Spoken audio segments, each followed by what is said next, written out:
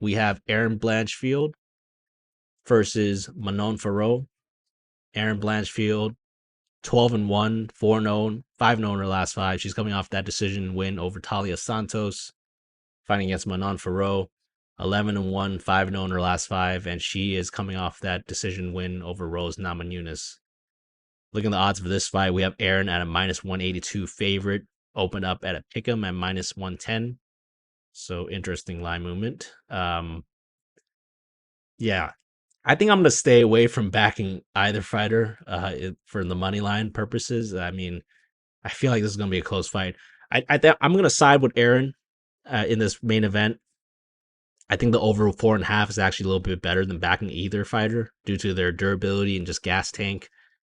I believe the gap on the feet will be wide. Erin has just not shown me enough in this area to confidently lay units on her. I do believe that Erin does have the cardio, pressure, and pace to have a potential ceiling as a grappling champion in this division, right? Especially with the opponents that she might be facing. However, I just feel like the tendency to eat shots at times, doesn't really bode well for her in matchups like this. I mean, I do like that she has a 62% striking defense, but Manon Fiorot is pretty dangerous in this division. I mean, she has some power striking capabilities. She's also a technical fighter as well. I see the fight going this way. I think that Erin is going to do her best impression of, Merab or a Colby Covington, prime Colby Covington. And I think that she's just going to try to keep Manon on the cage, threatening takedowns for the majority of the fight. So she's going to do a lot of cage pushing.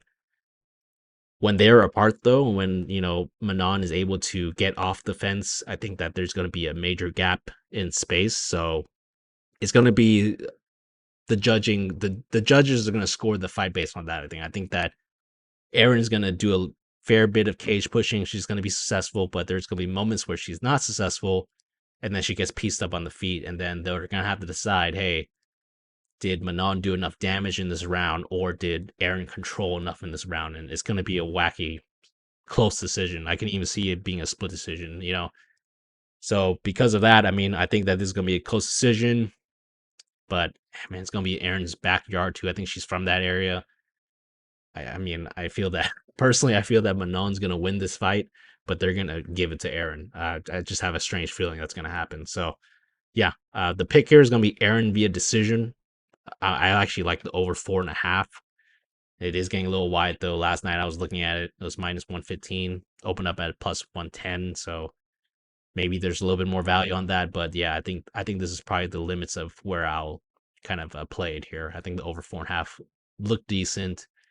Maybe the fight goes the distance could look decent as well, but we'll monitor that line movement going forward and see how we can kind of make plays there. So yeah, Erin by decision, but over 4.5, that looks solid.